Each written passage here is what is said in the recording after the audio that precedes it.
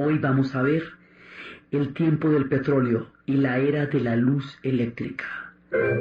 La vez pasada estábamos viendo cómo la marea migratoria a los Estados Unidos va a producir una oleada de inventos, porque va a suplir una gigantesca demanda de necesidades.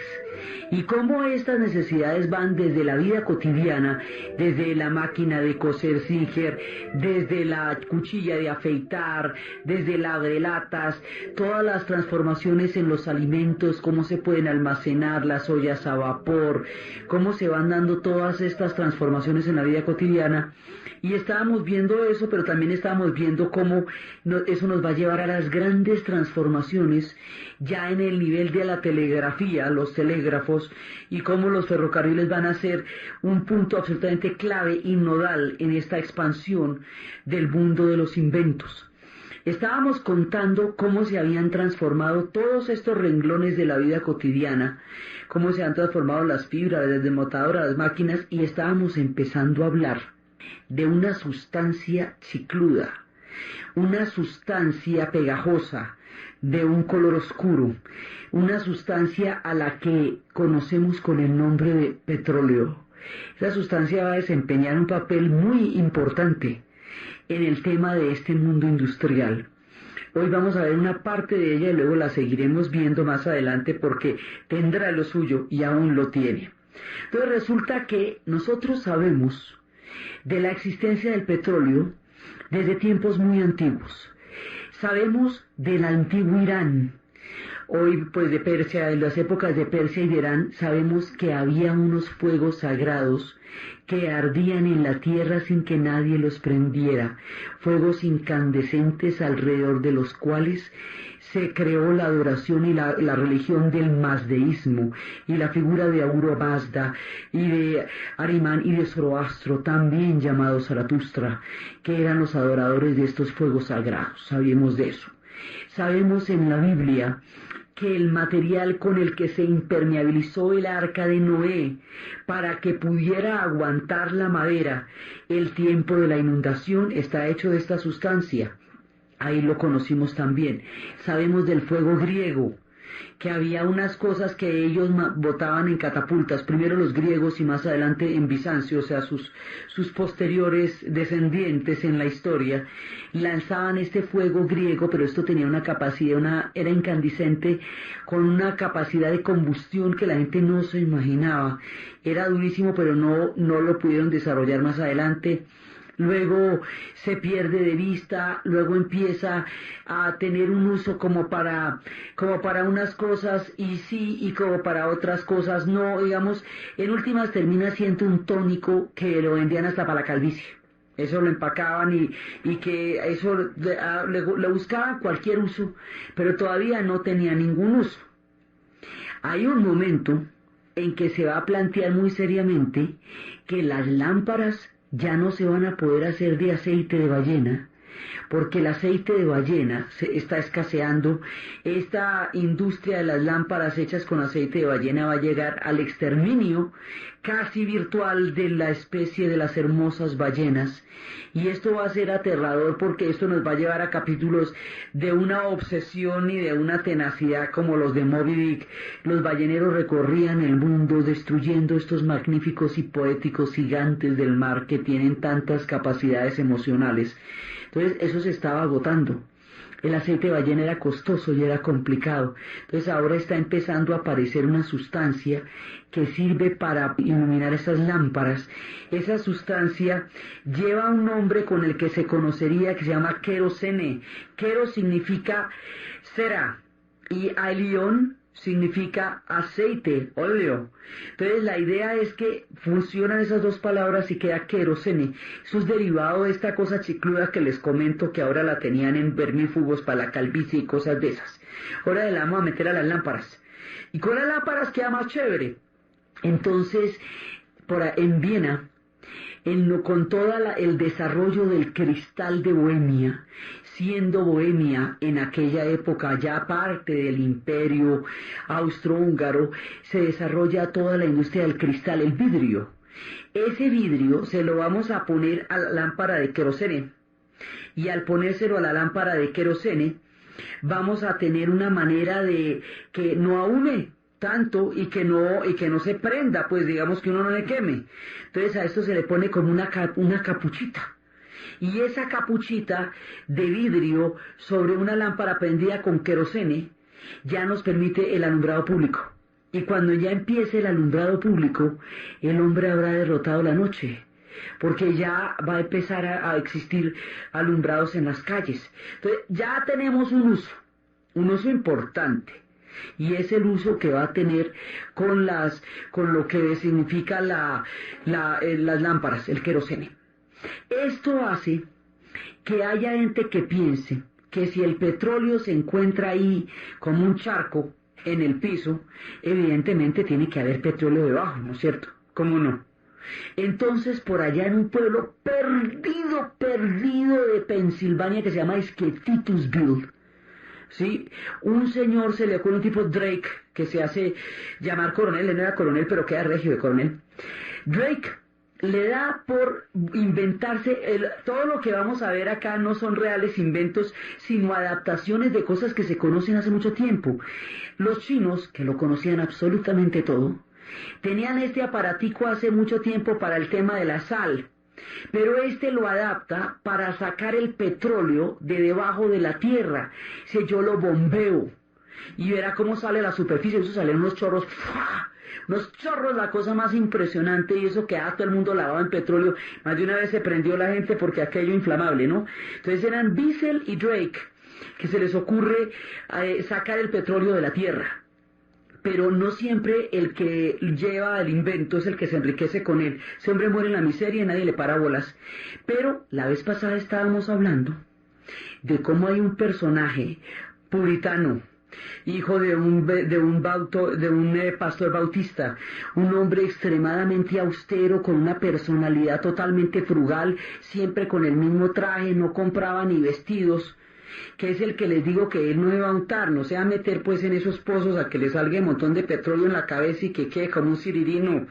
El hombre lo que va a hacer es empacarlos, los va a empacar en toneles de madera, y esos toneles de madera los va a llevar en el tren, y al tren le va a decir que solamente lleva sus toneles de madera en el tren, pero que me hacen el favor y me bajan el precio, o sea, me cobran más barato que al resto, y me cuentan qué más llevan los demás que van en ese tren. Ahí tenemos control de precios y espionaje industrial en una sola sentada. La gente que está ligada al petróleo, eso es como la fiebre del oro. La gente que está ligada al petróleo tiene digamos, unos esquemas empresariales y de comportamiento sumamente cuestionables. La gente que está ligada a la electricidad es de un altruismo y de una magnanimidad. Los sectores también determinan a sus inventores de alguna manera. Este personaje va creando una forma de administrar todas las posibilidades de un negocio. O sea, una vez que sacan eso de la tierra, entonces él lo mete en toneles, lo monta en el tren, luego se inventan las fábricas para sacar los derivados, es decir, el querosene, y el querosene es lo que les digo que se va a estandarizar, porque si no eso estalla. Entonces le vamos a tener una calidad estable ese petróleo que se llama la Standard Oil, y estamos hablando de Rockefeller.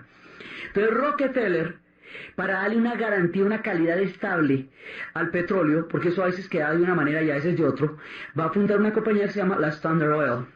Y la Standard Oil va a ser la primera corporación, en el sentido tremendo de la palabra, porque este hombre controla todo, desde el momento en que sale del pozo hasta cuando llega a las lámparas que están iluminando en ese momento las ciudades. Están empezando a iluminarlas con su candil. Entonces el hombre logra controlar absolutamente todo, la comercialización, todo el transporte, del transporte dentro de los Estados Unidos, porque es que tenemos un problema. El petróleo no puede viajar a ultramar. Los oleoductos se van a inventar muchísimo tiempo después. Usted no puede montar esto en un barco porque es peligrosísimo transportar querosene o transportar cualquier derivado del petróleo en un barco en esa época. Era una cosa poco menos que imposible y ningún marino se le medía. Fue más adelante cuando se inventaron los buques cisternas, es decir, compartimientos en los barcos, donde se aísla el líquido, donde se aísla el petróleo y el querosene del resto del barco en diferentes compuertas separadas unas de otras, de manera que no se exploten, ¿sí? La primera vez que se hizo el experimento de un buque cisterna, ¿cómo sería de peligroso esto en esa época? Hicieron lo siguiente, cogieron a la tripulación que estaba en el puerta borrachos, a los más caídos, los que no sabían de dónde eran vecinos, y así como estaban, trinque los echaron al barco, de manera que cuando se despertaron del guayabo, estaban en alta mar cargando querosene. ¿Cómo la ve? Eso es mucho guayabo bravo. Y así se hizo el primer experimento de buques cisternas. Después ya se vio que no siempre se podía emborrachar a la tripulación. Bueno, ya había que entrar a negociar con ellos porque aquello no era de la mejor manera. Entonces, Rockefeller va a hacer él va a convertir el petróleo en un sector, en todo un sector, y se va a inventar las corporaciones, va a separar el control de lo que va a ser el control de la propiedad, porque hay corporaciones que otra gente le va a manejar, pero el hombre tiene todo el monopolio. Esto va a ser así hasta un momento en que se le aparece un personaje que le pone el tate quieto. Y le va a decir, bueno, usted, si esta sustancia se va a volver tan importante como se está volviendo, porque hay un momento en que esto ya, más allá de las lámparas de querosene, va a empezar a tener usos diferentes en una cosa que se están inventando, que se llama el automóvil. Cuando esto se convierta en gasolina y empiece a convertirse en un sector de transportes y a desarrollar semejante potencial, ahí se le aparecen y le dicen, no puede ser que una sustancia de tan importante uso en el creciente mundo industrial esté en manos de un solo hombre. Eso no se va a poder. Y otro tipo del mismo tamaño de bravo que él le clava la ley antimonopolio. Y el hombre es Theodore Roosevelt, que le va a decir, ley antimonopolio, usted no me va a controlar todo el petróleo porque lo convertiría en un hombre de un poder descomunal. Así que, digamos, ahí ya empiezan a haber reglas del juego, pero cuando el hombre empieza a montar toda la industria, no hay ninguna. Entonces se pasa por la faja todo, o sea, todavía no existen las leyes. Entonces el espionaje industrial, el control de precios, hace todas las más truchas y las más tenaces, y va montando su industria sin gastarse un solo peso en él, sin cambiar de traje, sin darle a los hijos sino lo estrictamente necesario para la supervivencia. O sea, todo su genio estaba en montar las corporaciones. Así son las corporaciones modernas en su sentido, digamos, original. Pero, y más adelante es cuando se pone magnánimo y hace cosas de filantropía y hace fundaciones académicas y funda la Universidad de Chicago y ya empieza a darle billete como a la sociedad. Pero lo hace así, como les cuento. Entonces, aquí llegamos a un punto en el relato en que las lámparas están siendo impulsadas por querosene, ¿cierto? Pero esto va a cambiar. Entonces, nosotros dejamos aquí el punto del petróleo, porque eso va a desarrollarse de una manera infinita a través de la posterior alianza con Ford, de la manera como Ford va a convertir esto en gasolina y va a crear los motores a gasolina, va a acuñar los motores a gasolina a partir del pistón de diésel, y bueno, y de ahí para adelante la cadena de montaje y empiezan otras cosas, pero ahí va una historia. Entonces dejamos ahí con las lámparas. Las lámparas, ellas se disminuyen. Hay una película que se llamaba La luz que agoniza, una película donde a una mujer están intentando hacerle creer que está loca, escondiéndole todo, y en realidad lo que está haciendo el hombre es tratar de confundirla y buscar en el ático las joyas que él sabe que ella tiene, y tratando de volverla loca para que la encierren y él se quede con las joyas. Cada vez que el hombre está en el ático buscando las joyas, se disminuye la luz en el cuarto de ella, porque el uso de gas que está haciendo allá arriba le quita la capacidad de luz en el cuarto de ella, por eso se llama La luz que agoniza. Es una película bastante angustiosa, solo posible en la época del querosene. Pero el mundo del querosene va a cambiar en términos de lámparas porque está a punto de suceder una cosa que va a transformar por completo la faz del planeta Tierra. Lo que va a suceder ahorita está ligado a un personaje absolutamente extraordinario. Un personaje casi que irrepetible por su creatividad, por su talento, por su capacidad para utilizar todos los potenciales de la vida. El hombre se llama Thomas Alva Edison. Y hace rato que venimos anunciando que va a llegar, pues llegó. El hombre nació en un pueblo en Michigan. Nació en 1844 por allá, en un pequeño pueblo, y cuando entró a estudiar, era un tipo curiosísimo, un pelado curiosísimo, súper acelerado, que hacía toda clase de preguntas, y en aquella época, cuando los niños preguntaban mucho, en lugar de pensar que tenían mucha imaginación y mucha curiosidad, pensaban que era que no tenía suficientes categorías, suficientes cualidades para la academia, para estudiar, que era bajito de punto, que no era suficientemente inteligente, ¿cómo le parece? Hijo de 2 maestros. La mamá se pegó semejante furia cuando le dijeron eso en el colegio. Dijo, no, eso no se puede. Ella lo sacó del colegio y le montó un laboratorio en la casa de ella y se propuso a enseñarle todo lo que ella consideraba que él debía saber. Y se dio cuenta que era brillantísimo, que era inteligentísimo, que podía captarlo absolutamente todo, y que el único problema que tenía era un ataque crónico de aburrimiento escolar. El hombre estaba aburrido y harto de que le dijeran cosas que para él no tenían sentido. Metido en el laboratorio con la mamá, este hombre vuela, este pelado, pero vuela. Y en el laboratorio le regaló un libro de inventos. Y él se puso a hacer cada uno de los inventos y cada uno de los experimentos que había en el libro de química, a ver si eran ciertos. Y los hizo todos. Y después logró que le dejaran montar el laboratorio en un tren. Y cuando monta el laboratorio en un tren, se la pasa para arriba y para abajo en el tren, haciendo toda la ruta, todo el tiempo en el tren. Y un día, el telegrafista, el hijo del telegrafista, sufre un accidente y Edison lo va a ayudar. Y al ayudarlo, en ese momento el padre, en agradecimiento, le enseña a manejar el telégrafo. Entonces, acuérdense que ya la vez pasada montamos el ferrocarril y ya montamos el telégrafo, ¿no? Sobre esas 2 bases. Entonces le enseña a manejar el telégrafo y el hombre todo contento con los manejos del telégrafo. Y de pronto estamos en la Guerra de Secesión Americana. Y mientras el sur se desgarra en semejante hecatombe, en el norte están pasando 1000 cosas, pero 1000 cosas. El mundo se está transformando en el norte. La pujanza de lo que está ocurriendo ahí es colosal. Entonces se le ocurre a Edison, y aquí ya tenía 12 años, se le ocurre preguntarle a los telegrafistas que si tienen noticias de lo que está pasando en el frente de batalla. En aquella época no existía el periodismo masivo. Era muy difícil tener noticias del frente.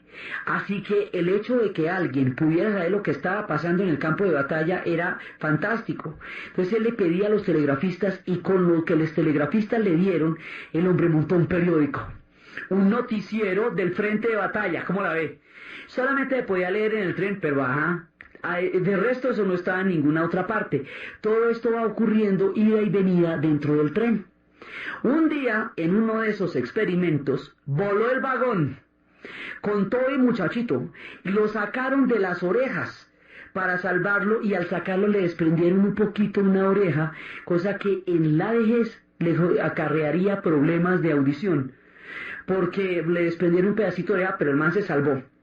Entonces ya después siguió trabajando en compañías de telégrafos por todos los Estados Unidos, y se conoció ese país de un lado para el otro, trabajando en compañías de telégrafos, hasta que un día el hombre sacó un aviso en el periódico.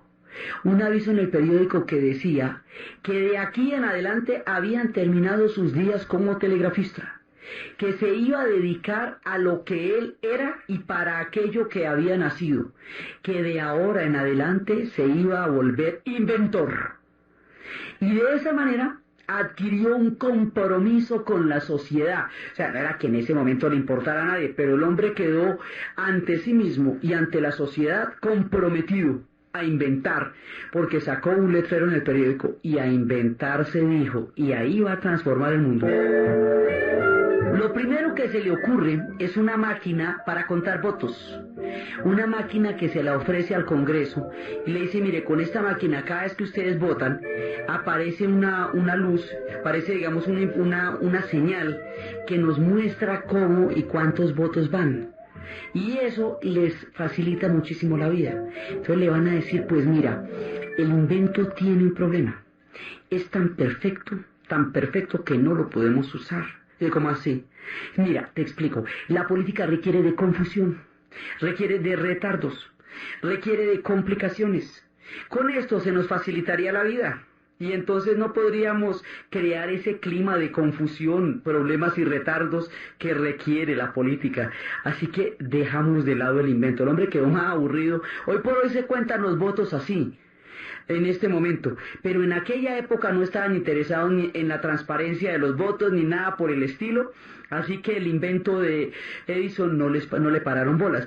El hombre dijo, bueno, entonces de aquí para adelante todo lo que me invente va a ser práctico, absolutamente práctico. Un día estuvo en la bolsa de valores y se inventó una maquinita para poder llevarlo de la bolsa de valores y entonces mejoró fundamentalmente la manera como se transmitían las informaciones de la bolsa. En donde quiera que se paraba, el hombre podía inventar cosas. Se va a dedicar a los inventos de una manera absolutamente impresionante.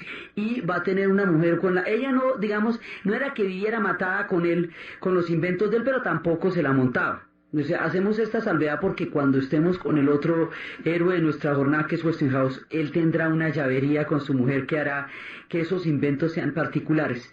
Aquí lo dejaban al hombre trabajando, era absolutamente obsesivo con el trabajo, era el más entusiasta de todos los personajes. Una vez duró 17 intentos para hacer un invento y todos le fracasaban y le decían, pero usted no se desanima con 17 intentos fracasados. Dice, al contrario. Me he equivocado tantas veces que ya debo estar cerquitica de encontrar la solución. En el 18º seguro que me sale.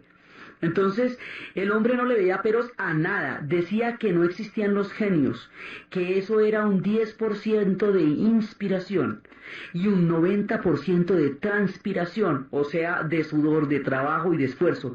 Y el hombre trabajaba y el hombre creaba cosas, pero además tenía un talento empresarial. Era capaz de darle a sus inventos una salida económica, comercial y empresarial que hacía que se retroalimentaran los unos a los otros. Él se inventaba una cosa para poder garantizar los inventos, para poder investigar y dándole todo el tiempo con los inventos. Entonces va generando muchas cosas, va perfeccionando todo, muchas cosas las perfecciona. Nosotros más adelante veremos a Alexander Graham Bell, otro de los grandes. Bell se había inventado ya el teléfono, pero había que agarrarlo a alaridos. Entonces tocaba pegar unos gritos terribles. Entonces eso no le pareció práctico a Edison, por lo tanto mejoró el auricular para que se pudiera hablar por teléfono a lo bien, ¿ves? Sin dar alaridos, así, pero normalitos, esto sin mayores compliques. Entonces existía la posibilidad ya en ese momento de reproducir los sonidos, de reproducir la voz humana, pero todavía no la podíamos plasmar, pero no la podíamos reproducir. O sea, usted a lo máximo podía captar una voz, pero usted no podía repetir esa voz. La podía captar como quien tomara una instantánea, pero no pudiera fijar el color, la voz no la podía repetir. Entonces pasaba como cuando en la época de los dioses griegos, al principio, antes de que existiera la memoria, las más grandes festividades y las más grandes celebraciones morían en el instante en que terminaban, porque no existía quien tomara registro de lo que allí había ocurrido. Por eso mandaron a Mnemosine la memoria. Mnemosine es quien capta y reproduce y es capaz de almacenar en el tiempo y contar a los que no estaban presentes las cosas que ocurrieron mientras ellos no estaban y las maravillas y los esplendores. Algo parecido a lo que hizo Mimosine con los dioses de los griegos, lo va a hacer Thomas Alva Edison con un aparato donde va a juntar un rodillo, un cono de cera, unos impulsos eléctricos y va a fijarlo sobre un metal y va a tomar un rubí, va a hacer una serie de, digamos, de combinaciones y le empieza, y estaba además mirándolo, y de pronto los obreros que trabajaban con él, los empleados, lo miraron y le dijeron que, pues como que qué estaba haciendo, y el hombre dice, esta máquina va a hablar, y hasta que no hable no me quedo quieto, ¿me entendió? Entonces los manes miraron como, por ahí ese chiflo, pero bueno, allá él. Cuando de repente se dan cuenta que un silbido que estaba tarareando uno de los hombres que trabajaba con él queda reproducido por la máquina, y ahí sí quedan verdes. La máquina había sido capaz de reproducir el sonido. Thomas Alva Edison había inventado el fonógrafo, y el fonógrafo es aquel que es capaz de repetir la voz humana, lo que hace posible que existan los discos, lo que hace posible que exista la radio. La repetición de mi voz es posible porque Edison se inventó el fonógrafo y empieza a sonar por primera vez el milagro de una de las cosas más maravillosas de la creación, la voz humana. Y empieza a sonar la voz humana, y empieza a sonar la música, y todas las maravillas que el hombre y la mujer son capaces de crear con su voz. Entonces empieza el fonógrafo. Ya les digo, los inventos nunca son de una sola persona. Mucha gente está trabajando simultáneamente en esto. Muchas sociedades conocieron algo parecido, pero lo que pasa es que estos lo acuñan y lo hacen funcional. Entonces, ahora viene la dureza del hombre, o sea, lo que llaman la dureza. El hombre está pensando en hacer funcional una fuerza que ya conocíamos. A partir de Benjamin Franklin, y el tema con el pararrayos, y el rayo que cayó y que el otro es capaz de entender que ahí hay una fuerza que es la fuerza de la electricidad. Eso ya lo conocíamos, pero ahora aplíquemelo a la vida cotidiana. Estos inventos van a ser totalmente pragmáticos, ¿sí? Todo el tiempo. Entonces vamos a ver cómo hacemos eso. Vamos a buscar la forma en que esto se pueda encender. O sea, vamos a encender una lámpara con una cosa que no sea querosene. Ese querosene huele mal, es una jartera, además es peligroso, eso quema. Vamos a crear otra cosa.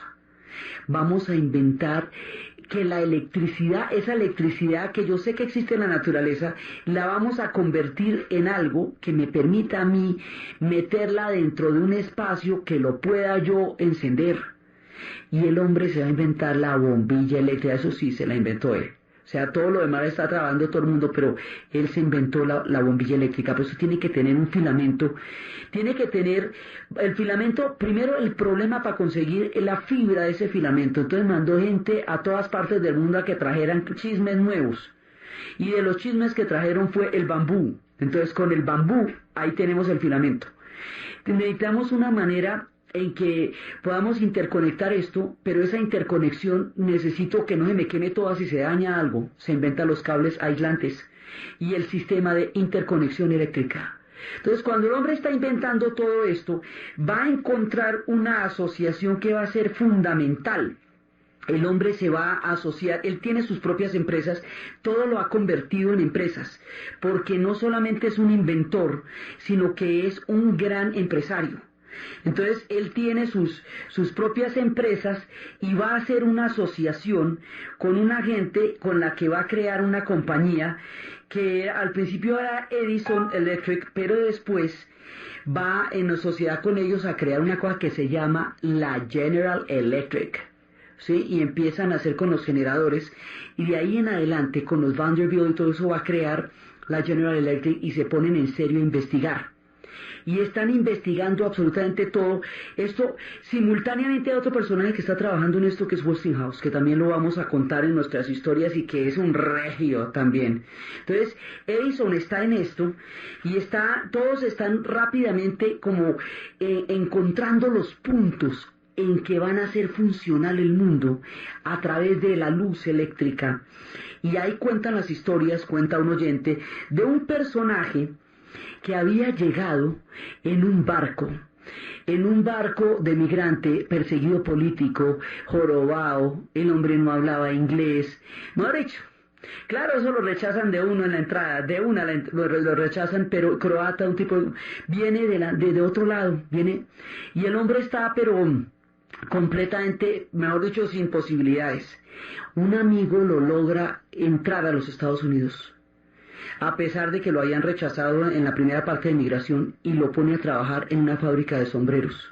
Y el hombre se pone a trabajar en la fábrica de sombreros y en sus ratos libres es un matemático durísimo, durísimo, durísimo. Y en sus ratos libres se pone a aplicar la matemática a algo que se estaba desarrollando, que era la corriente alterna. Sí, eso lo están desarrollando Tesla y Westinghouse simultáneamente. Eso después lo vamos a contar, pero eso está pasando ya. Y el hombre empieza a trabajar en eso, porque es que hay un problema con conducir la electricidad, es que la conducimos en pilas, pero para pasarla de un lado al otro, se necesitan conectores pesados, costosos, y va disminuyendo el voltaje. Ahí todavía no lo tenemos. Después es que se van a inventar la corriente alterna, que es lo que soluciona el problema de la conducción. Eso se va haciendo en varios lados. En uno de estos lados es este personaje jorobado, que está intentando aplicarlo matemáticamente, y un día va a un congreso de ingenieros eléctricos, muestra su pensamiento matemático, no lo toman en serio, nadie le para bolas, pero los de la General Electric se lo pillan de una. Y entonces le dicen: momentico, venga para acá.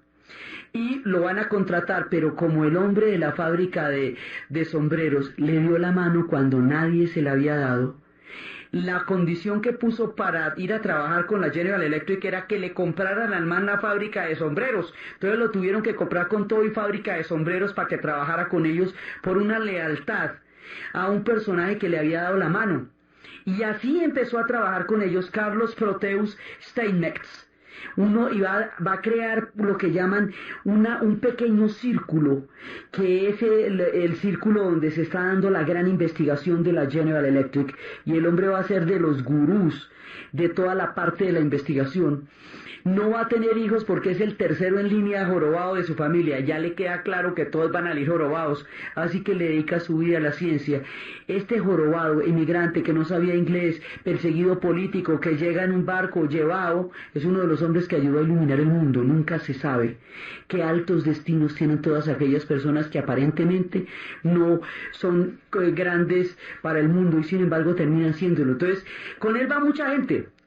Porque también hay otra historia, otro de los talentos importantes que tenía Thomas Alva Edison era saberse rodear de gente capaz.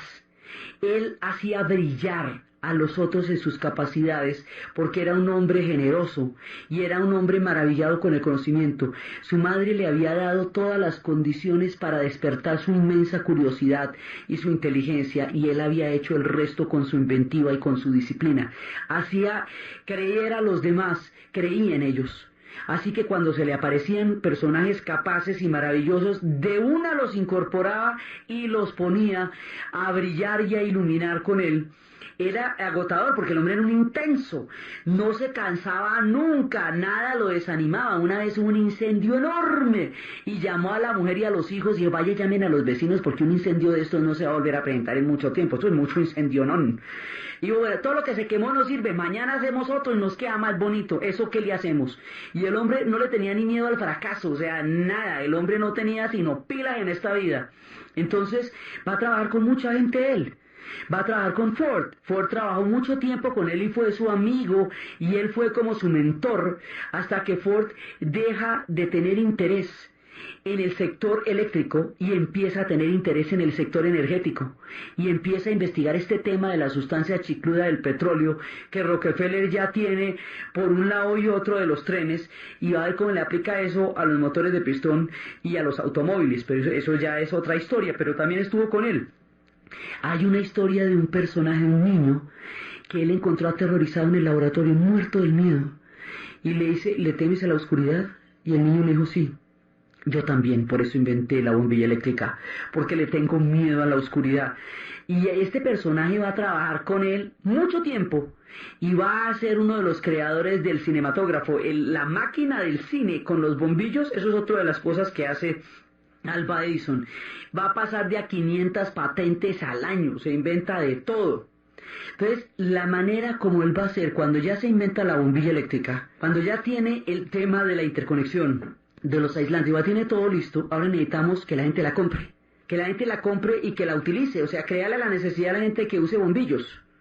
Entonces, para eso va a utilizar el encantamiento, porque el hombre también era un mago. O sea, era un empresario, un mago también, un publicista. Entonces se va a fajar un truco absolutamente fantástico. Va a tomar un barco de vapor, de esos que se ven por el Mississippi. Lo va a poner a navegar, le va a poner 200 bombillos. Con 200 bombillos, en un mundo de candiles y penumbras, alumbrado solamente por las lámparas de querosene, ver pasar un barco de vapor con 200 bombillos como un árbol de Navidad flotante es la visión más resplandeciente y espléndida que pueda tener alguien en su vida. Era una cosa nunca vista, era una sensación alucinante, como un destello incandescente de algo jamás visto. Brillaban los 200 bombillos en el vapor por el Mississippi y así generó el antojo de poseer un poco de esa incandescencia en la vida cotidiana. Se va a comprar un terreno grandísimo para hacer todos sus experimentos, ya con todo el billete y tal. Se llama Melrose Park, y allá se dedica a hacer todo lo que le parece más maravilloso de todo. Y allá va a hacer la prueba de lo que va a crear una sensación nunca vista. Va a invitar a un poco de gente de la ciudad a unas escaleras estrechísimas en la penumbra del atardecer, de manera que a medida que suban las escaleras se van a tropezar. Cuando la gente se empieza a tropezar frente a la oscuridad, el hombre empieza a aplaudir. Y a medida que va aplaudiendo, se van encendiendo los bombillos, en tanto la gente va pisando un escalón y otro, hasta llegar a la parte de arriba de la estructura que se ilumina por completo. ¿Cómo la ve? ¿Se imagina lo que puede ser eso? Y así es que ilumina por primera vez. Por eso lo llamaban el mago de Menlo Park. Iluminará la ciudad de Nueva York. Ella y Berlín serán las primeras ciudades que conocerán el alumbrado eléctrico. La luz eléctrica acaba de llegar a las ciudades. Cuando Thomas Alva Edison nació, el mundo aún se iluminaba por candiles. Cuando el hombre vaya a morir, el mundo que existirá iluminado por la luz eléctrica. Este hombre hizo una transformación de ese tamaño, el Westinghouse. Entonces, que también veremos, pero el asunto es que cada vez que usted llegue a la casa, voltee la llave, prenda la luz, ahí está Thomas Alva Edison. Y si va a escuchar la radio, ahí está Thomas Alva Edison. Es de una cantidad de cosas, pero fundamentalmente la luz eléctrica. Y ahí para adelante lo que usted quiera, porque hágame el favor y mire a ver qué es lo que hay de ahí que no sea eléctrico. Entonces, el hombre empieza a vender, primero vende los bombillos a pérdida, porque es por volumen que va a ganar. Hasta que logra convencer a todo el mundo mediante estas magias y estas puestas en escena, logra convencer a todo el mundo de que eso es una maravilla. Entonces la gente empieza a comprar bombillos y a adaptar su vida para los bombillos, y ahí es cuando empieza a mantener, ya no tiene pérdidas, y ahí se vuelve un gran negocio que a la vez va reproduciendo mayores volúmenes, porque el hombre es inventor, genio, empresario, práctico, compañero de equipo, intenso, todo a la vez.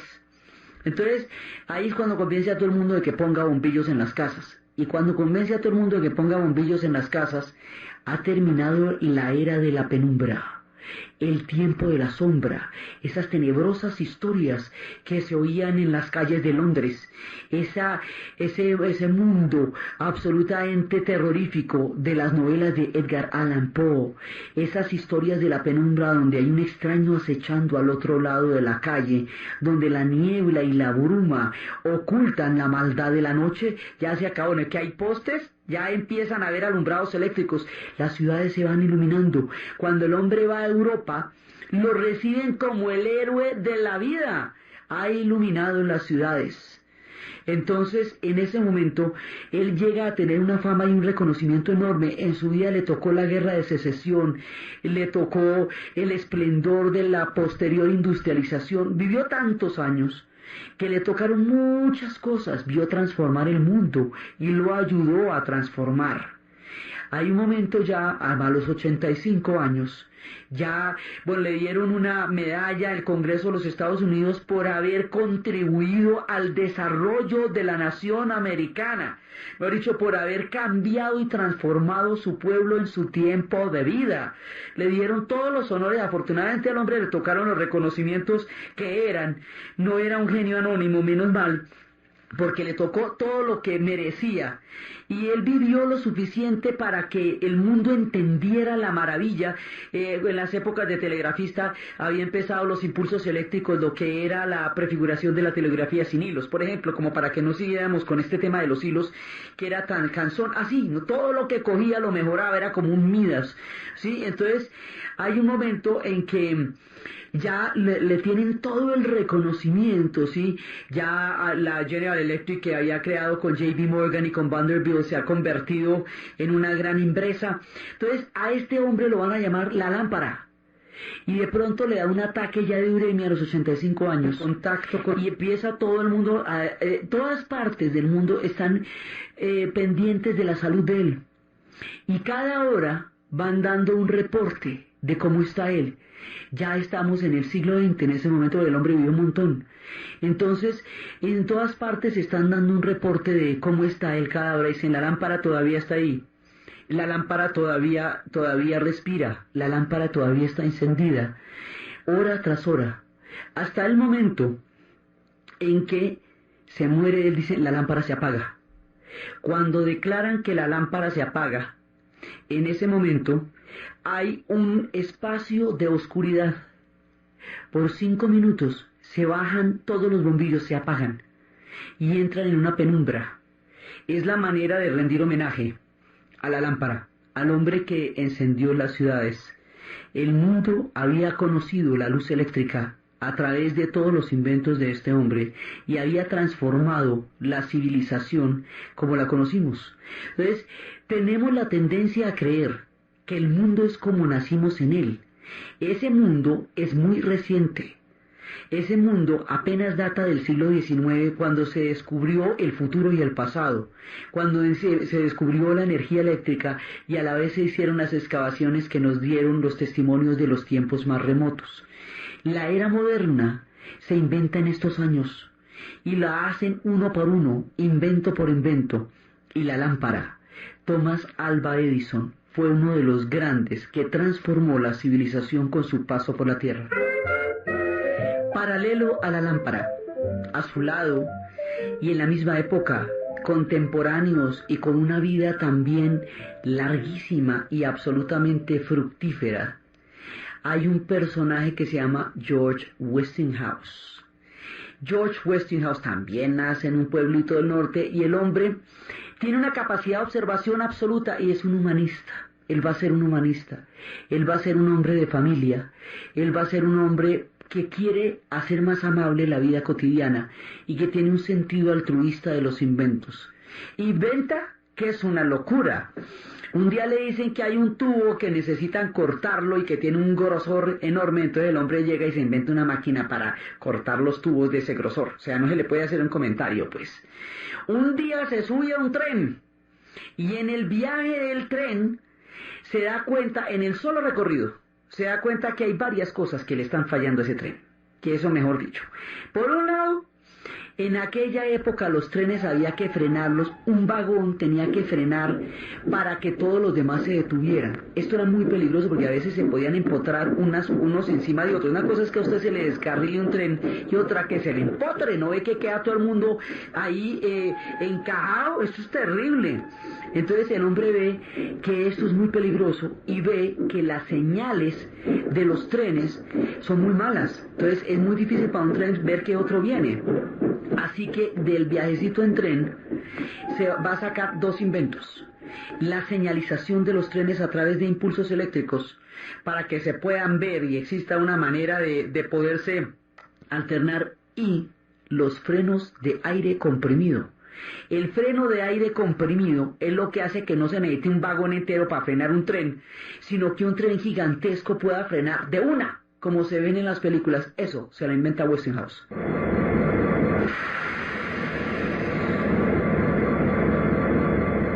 Westinghouse se inventa cosas macro, como los frenos de aire comprimido, solamente por ponerlo a pasear en tren. O sea, el hombre, mejor dicho, ni le pongo vicio, ¿sí? Por eso ya se inventa esto. Entonces él se va a inventar las turbinas también, las turbinas gigantescas, y le van a dar el contrato de las cataratas del Niágara. Y el hombre va a hacer lo que va a hacer las hidroeléctricas, la fuerza del agua para generar movimiento. Eso se lo va a inventar él, y electricidad.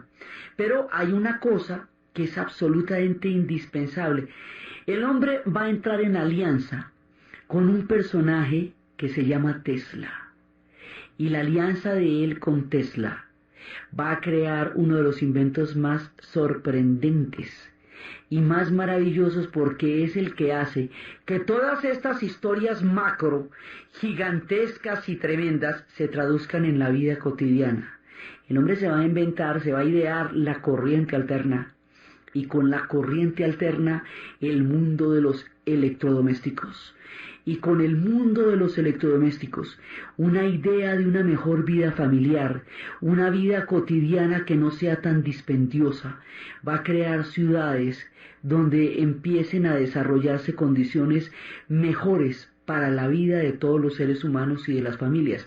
La historia de cómo esto se nos vuelve planchas, y cómo se nos va a volver lavadoras, y cómo se nos va a transformar la vida cotidiana, y cómo se nos van a volver interruptores, de manera que usted llegue y espiche un switch, porque a todas estas, como hemos prendido la luz con un switch. Eso es invento de Westinghouse.